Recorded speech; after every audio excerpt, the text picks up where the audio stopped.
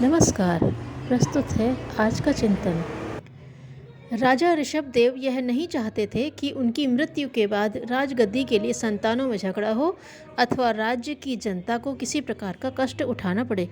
पुत्र 2-4 होते तो समझा बुझाकर ठीक कर लेते। एक साथ 100 पुत्रों के पिता बनने का उन्हें सौभाग्य मिला था। अतः उन्होंने अपने जीवन में ही यह व्यवस्था कर दी कि ज्येष्ठ पुत्र भरत को राजगद्दी दी जाए और शेष 99 पुत्र गृह त्याग कर सन्यासी हो जाए।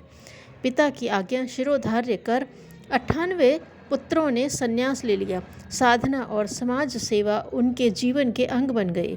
बाहुबली नहीं चाहता था कि उसका अग्रज भरत राज सिंहासन पर इसलिए आसीन हो कि वह उम्र में बड़ा है। उम्र के साथ साथ योग्यता में भी बड़ा होना चाहिए। विवाद खड़ा हुआ। दोनों अपनी अपनी योग्यता के प्रमाण प्रस्तुत करने लगे। राजनीति, धर्म, अर्थ और शस्त्र ज्ञान की प्रतियोगिताएं हुई। भरत पराजित हुआ और बाहुबली को निर्णायकों ने श्रेष्ठ सिद्ध कर दिया। योग्य और गुणवान की सर्वत्र पूजा होती है। प्रजा भी बाहुबली के प्रति आकर्षित होने लगी। निर्णायकों ने निर्णयों के निर्णय सुनने के बाद उपस्थित नागरिकों ने बाहुबली का जय जयकार करना प्रारंभ कर दिया।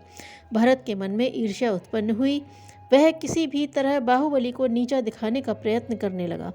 अपने मार्ग के इस कांटे को निकालने के लिए उसके प्रयत्न चलने लगे।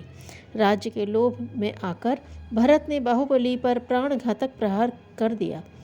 किसी को यह आशा न थी कि राजगद्दी भाई भाई के मध्य भेद की इतनी बड़ी दीवार खड़ी कर देगी और प्राणों के मूल्य पर उसकी सौदेबाजी होगी।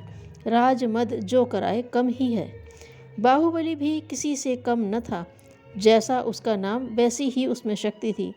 उस तेजस्वी ने प्रहार के लिए जैसे ही हाथ उठाया, लोग समझ गए भरत का अंत आ गया है।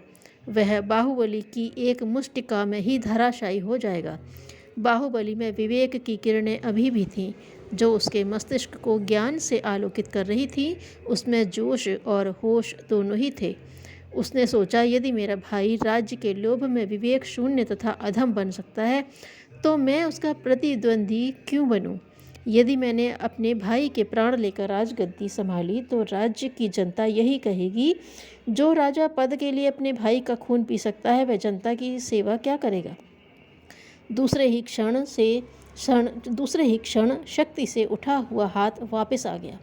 बाहुबली ने महत्वाकांक्षा को त्याग कर भरत को राजगद्दी सौंप दी और स्वयं विरक्ति को अपनाकर दुखी मानवता के आंसू पोंछने के लिए चल पड़ा। नेहरू जी को अल्मोड़ा जेल से रिहाई मिली थी। लौटते हुए अपने एक मित्र के यहाँ नैनीताल गए।